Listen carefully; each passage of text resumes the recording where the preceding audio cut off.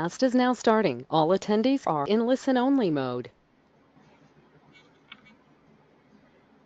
Well, hi everybody. Welcome to this short, sharp webinar on influencing and influencing capabilities.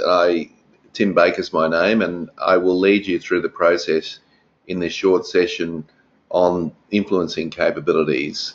So welcome wherever you are. If you've got any questions or comments that you'd like to make throughout the short presentation, if you look over on the question box there, you'll notice that you can open up that link and type in a question or a comment, and I'll be more than happy to answer it as we go through. So that's where you can do that. I won't be leaving time at the end because we simply won't have time at the end. All right, so let's talk about leading with influence. There's three things that I want to cover in this session. Basically, I want to talk about what I consider influence to be. And I think there's a lot of definitions out there. And of course, when we talk about influence, we think about power, we think about manipulation, we think about being underhanded. I want to talk about all of that to start with so that people are clear about what my definition is. I want to share with you my influencing capabilities framework that came from my book, The New Influencing Toolkit, which was published in 2016. And then I'll finish up with some influencing tools that might assist you. Okay, so if you look at these four leaders that are coming up on your screen now, I'd like you just to have a look at them and tell me what they have in common. So if you could any of you could type in the question box there, what do these four leaders have in common? You probably recognize them all. You may not remember all of their names, but I'm sure they'd be well enough known to you to have some idea of who they are. Anyone like to guess what they have in common? Anyone like to type in? What do they all have in common? Okay, someone says they're all leaders. Yes, that's true. All highly influential, says somebody else. That's true as well. Now, these people are highly controversial. I guess that's another key point. And they're not exemplars around moral behaviour necessarily, because when you look at them, you may not like them or what they stood for. And what I've tried to do here, we've got two males, two females, we've got right wing and left wing of politics. So what I've attempted to do, of course, is give a broad spread of people who are highly influential. Now, three of them are dead and one's still alive. So if we start at the top there on the left-hand side, we've got Al Gore, who was the former president of the United States and climate change activist. He's still alive, of course, and he lost that election to George W. Bush in 2000 through the Florida controversy. Then we've got Margaret Thatcher, who was the first Great Britain Prime Minister, who was Great Britain Prime Minister for 11 years. And during that time, she divided the nation. People either loved her or they hated her. And people have always got strong opinions about Margaret Thatcher. Then we've got Martin Luther King. Dr. King was a civil rights activist in the 1960s, who perhaps gave one of the greatest presentations of all time, which is I Have a Dream, and he was very much energized by trying to move people towards a civil rights agenda. And then we've got Mother Teresa, who was anointed as a saint by the Catholic Church several years ago for the work she did in the streets of Calcutta and other parts of the world, such as Ethiopia, for the homeless poor. So all of them have had enormous impact, whether we like them or not. So it's not a question of whether we like them or agree with them. It's the fact that they've been enormously influential. And so I want to use them as exemplars as we go through this presentation today and talk about each of them in a little bit more detail and the style of influence that they have used or do use. All right, now let's just get some perspective on what I mean by influence. Now, this is my definition.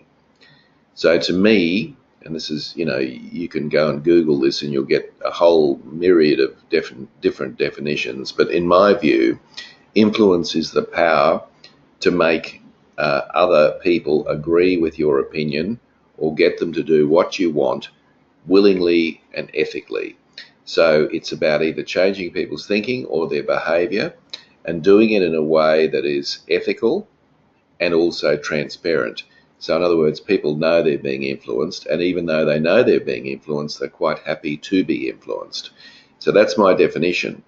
And so it comes from an ethical standpoint. Now, it's important to recognise that when we are influencing people, there are three important characteristics or variables in any situation where we're influencing people. There is your preferred style, and each of us actually have an influencing profile. That is, we tend to influence people the way we like being influenced. So, for example, if you like facts and figures and logic, it's highly likely that you will attempt to influence people by using fact, figures and logic. And I'll talk a little bit about our style in a moment, but that's certainly one area. So it's how you like to influence other people. Also, the other people that you're attempting to influence also have a profile. In other words, they have a predisposition about how they like to be influenced. And if it doesn't necessarily match with your style of influence, it's likely that you're not going to be successful. And then, of course, you've got the context. That is the situation that you're in. So in an emergency, obviously, you don't have time to collaborate. So you have to get on and do what you need to do in a fairly directive way. So all of those things are critically important. Now, we're not usually self-aware enough to sit there when we're in a situation and to be able to think along those three things. But what we should be doing, of course, is if plan A doesn't work, we move to plan B, and we don't keep continuing in the way we intend to continue. Now, the other thing that's important before we launch in and have a look at the influencing capability profile is the fact that you and me, all of us, are in the business of influence. And, whether you're influencing your kids, whether you're influencing your colleagues, whether you're trying to influence your boss, we are doing this every day, or at least attempting to. So it's important to understand that it is something that we all do. We're either on the end of influence or we're trying to influence. So I think that's the first important point, that getting good at this is actually very, very important. Now, what you're going to see on your screen right now is my influencing capabilities profile, or framework, I should say. Now, when I first got involved in this work, I did some research on what was out there on influence, and I found that at one end of the scale there was material that was very academic, which really wasn't practical in terms of its application. And then at the other end of the scale, I had a lot of retail sales type training and how to get people to purchase things, and that wasn't really what I was on about in terms of managerial influence. So I decided to create this framework, and as you can see, it's a typical 2x2 matrix. And I'm just going to give you a couple of sort of indicators or slides to help you with this. So you've got push and pull, and they're reasonably self-explanatory, I think. The push style is a far more directive, one-way style where you're imposing your particular view on the group of people that you're trying to influence. And then you've got the pull style, which is more around taking people with you and building on what is already being said in the group. So you've got that difference there at one level. Now, I'm not saying one's better than the other. I'm simply saying you should use both depending on the circumstances and the people that you're influencing. Now, you'll see that there's also a logical and emotional approach to influence over on the left-hand side. And a logical approach, of course, is using facts and logic and rationale and argument, whereas emotional is more talking about values and feelings and appealing to people's goodwill. And most advertising, as we know, very much is based on the emotional style of influence. So when you put all of that together, you end up with four particular influencing strategies. One is investigation, which is a push logical approach. You have motivation, which is also push, but based on emotion. You have calculation, which is also a logical approach. but it's based on the pull style. And you have collaboration, which is a pull style based on emotion. Now, each of us actually falls into one of those categories, and the influencing capabilities profile demonstrates to you where your particular profile is. And what happens is that you tend to spend too much time influencing people using your preferred style and not considering the style of the other person or indeed the situation that you're in. So let's look at that a little bit deeper. Let's start looking at the different styles of influence. So if we pick the first one, which is the investigator, people who like to investigate as an influencing profile will have a tendency to marshal their facts and figures, and they'll assertively argue their case. They have a tendency to use logic and persuasion and tend to be quite methodical and structured. And the person of those four leaders that I mentioned before that fits that bill very nicely is Al Gore. So he produced a video which is very accessible on YouTube called The Inconvenient Truth.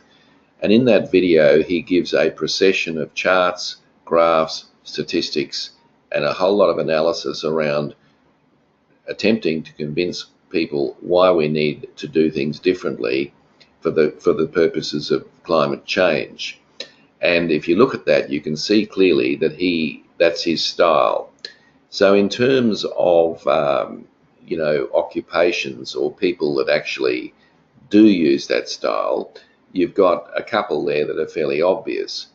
Now, police officers, of course, their job is to investigate, their job is to collect evidence, their job is to put that evidence before a court of law for a potential prosecution. And assuming the evidence has been collected and it's clearly obvious that the person is convicted by a jury, then they're using investigation as a process of doing that, and that's their work. Scientists and researchers usually have a hypothesis that they have, and then what they do is they put a rigorous process around that to demonstrate whether or not that hypothesis is true or not.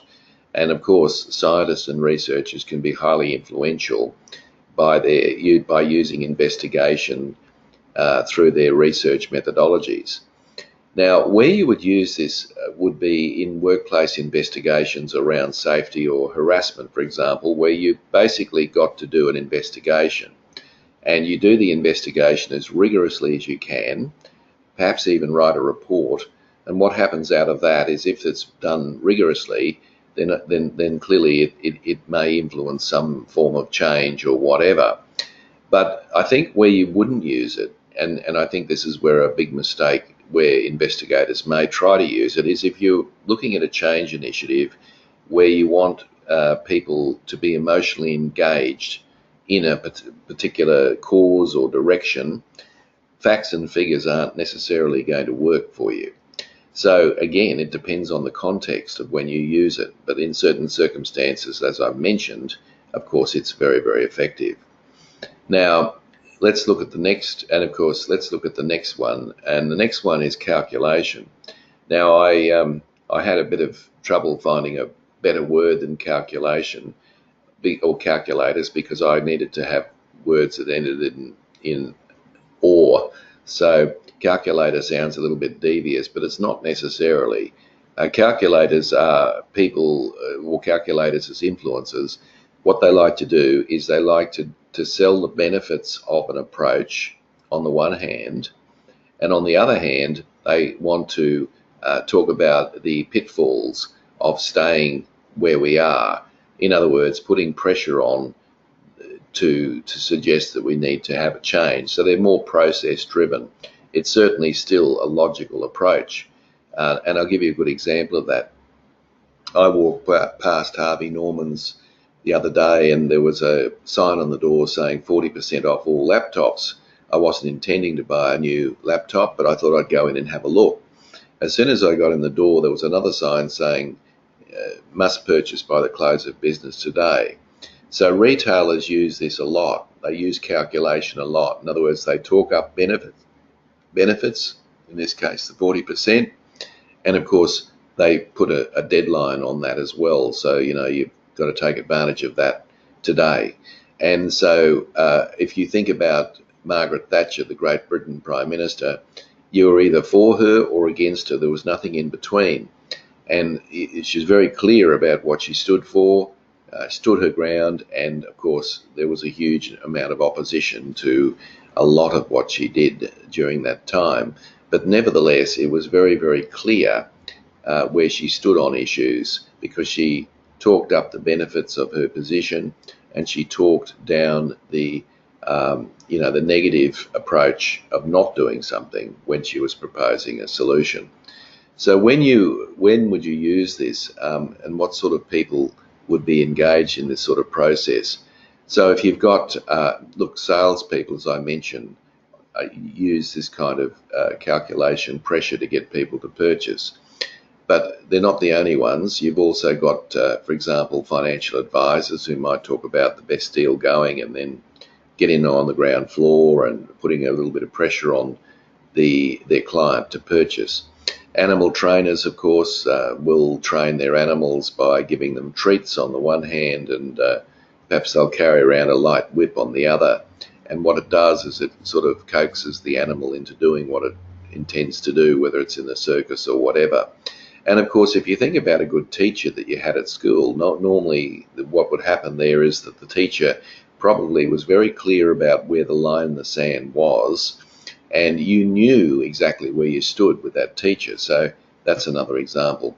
So any sort of new change in the workplace that's actually going to impact on an employee, this is a good strategy. In other words, you talk up the benefits of the change. So, for example, if there's a certain type of training that people don't want to go to, or as a new computer system or something that's been installed, you talk about the benefits of it, and you also talk about the pitfalls of not changing, so that people sort of get an idea that if we stay where we are, it's worse than if we move to where we need to be. So in situations when you're working in teams, where you're sort of looking at getting cooperation between two departments or whatever, obviously calculation isn't the right way to go. You need to actually have a more collaborative approach in those circumstances. So again, use the wrong situation in the wrong place, and you'll get you'll get a suboptimal result. All right, now the mindful motivator. Now the next two, of course, are the next two are emotional strategies for influence. So the mindful motivator will tend to link their proposal to a big picture. So what they're attempting to do is to talk about how their approach fits in with a much bigger scheme of things. So it might be the organisational vision statement, or it might be a trend in society or whatever, and they'll talk in very big picture terms.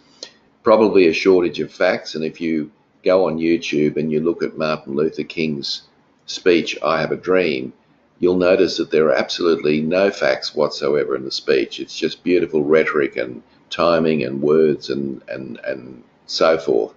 And because he was trying to tug at the hearts of people to realise that really people needed to come together.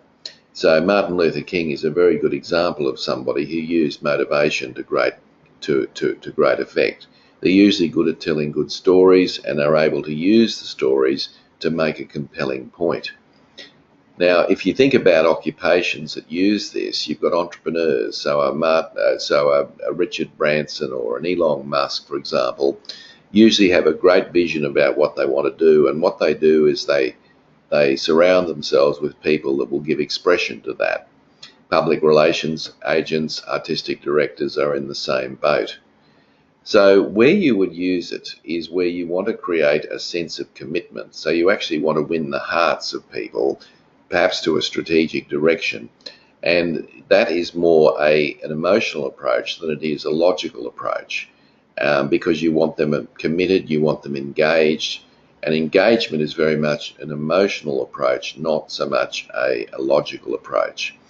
But it won't work at all if you're trying, if people aren't clear about the logic of something, using motivation is not going to work. So, for example, if your organisation had budget cuts, people want to know how deep are the cuts, where are they, how's it going to impact on me and the work that I do. That's the first and foremost thing that people want. And of course, that's part of the investigation, that, people want the facts.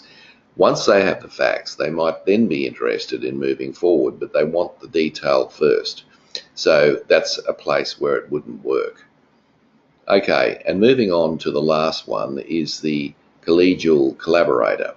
Now, collegial collaborators will tend to influence people by building teams. So getting people to commit to each other.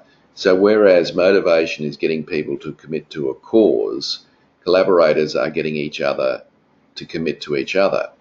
So Mother Teresa, for example, was somebody who marshaled lots of voluntary support for the work that she did for the poor, and a lot of those people did that work on a voluntary basis.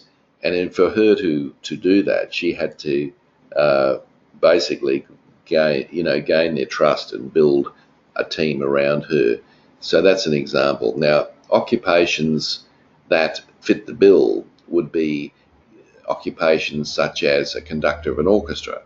The conductor of an orchestra doesn't play a musical instrument, but what they do is they use their timing and expertise to draw in various aspects of the orchestra to create a great ensemble.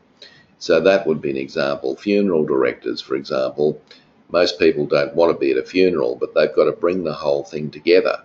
And they do that by collaborating with a whole range of stakeholders to make it work. So in circumstances where there are perhaps diverse views in your team, and those views shouldn't be swept under the carpet but should be discussed, it's probably a good idea that collaboration is the way to go. So you get people to talk about their differences of points of view. You make sure you set up some ground rules around how that will be conducted so that people aren't pointing fingers of blame and being hostile and bullying and so on. So that would be a good thing when you're wanting to build a team. But it would be no good where people want to know the logic behind something. So if a decision's been pushed down from above in an organisation, people want to know the rationale for that before they make a choice about, whether they want to work together as a team or not. So you can use that in the wrong place very easily. So there's the four strategies. And now the question for you is, where do you fit? Where do you fit in these four? Have you had to think about that? Because where you fit is going to be both a strength and a weakness. It'll be a strength in the sense that you'll use it and you'll exercise it and probably do it very well. The weakness is that you may overuse it to a point where it isn't applicable in the circumstances you're in or with the people that you're actually in that situation with. So the influencing capabilities profile, which you're most welcome to do online, and I'll send you these slides today or tomorrow. You can go there and you can complete the profile. Now the profile will give you an indication. I'll give you a couple of slides on what it looks like, and it all comes from my book, as you can see in front of you. But one of the things you get on your profile is you get percentages. This isn't my profile, by the way, but you'll get percentages, and you'll notice that there are 16 capabilities that underpin those four strategies. And you'll notice that there are percentages around those. So what you need to look for is the high scores and the low scores relative, and then work out how you might build up your low scores and make sure you don't rely too much on the high scores when you're influencing as a leader. So the profile gives you a kind of like a roadmap, if you like, to give you some indicators about what you can do about it. So that's one slide. And another one is it gives you a hierarchy in the profile as to where your preferred strategies are, and it gives you a score. So you can see, if you look at this person, you can see clearly that collaboration is their highest score, and then followed by motivation, and followed by another motivation, another capability. So clearly this person is an emotional decision maker. This person uses emotion when they want to influence people. The only problem, of course, with that is that when they're working with people who might be highly logical, it could be problematic. So all of that is unveiled in this kind of approach or process, if you like.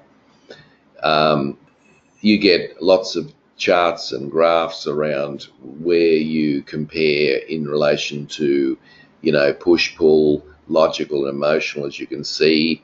You can also see, in this case, this person's got their highest score is in the motivation at the bottom in the light blue, closely followed by collaboration, and then calculation is their lowest score. So if I was coaching them, I would be probably talking about how we can actually build that up so it makes that person more rounded in terms of how they influence people. More charts as well, so you've got different charts to show you in the breakdown. So in the investigation strategy, you can see that this person needs to assert their ideas more. They need to do more of that.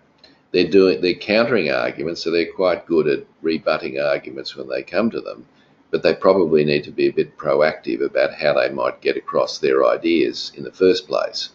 So you see, it gives you some guideposts to work from. So it costs $79 to do that, and you can do all that online, so we've kept it reasonably priced for obvious reasons.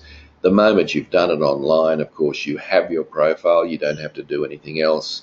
You get your profile and you can do what you like with it. So that's something you might like to consider. You just have to go to the top there where I've got the the link, and you'll get these slides later, so don't panic about picking up on that. Now, the other thing I'd like to say to you before I finish up is I've got a Lunch and Learn coming up, Lunch and Learn series, which is 6 one-hour sessions. And if you want to, you might want to do the influencing capabilities profile, but you might also want to do it with an even better deal, and you can do that for $295, which includes these 6 one-hour sessions. You get the slides, you get the recordings. They occur once a fortnight. They're extremely popular, very well received, and the good news is you're not spending money traveling from A to B. You can do it at your desk as you're doing now, over a bite to eat, and it's done in a very relaxed manner. You have got unlimited time with me as well, via email at the end. So I'd like, if you'd like to do that, you can go to the bottom there. You'll see register at, and you can actually register there and pay, and you're done. If you want more information about any of those units over on the left-hand side, then send me an email and I'm more than happy to send you out a flyer. So if you send me out an email, I'll send you a flyer that'll give you an idea. So for $295, you get the Influencing Capabilities Profile, which of course is part of Unit 2, as you can see, and you also get additional benefits as well.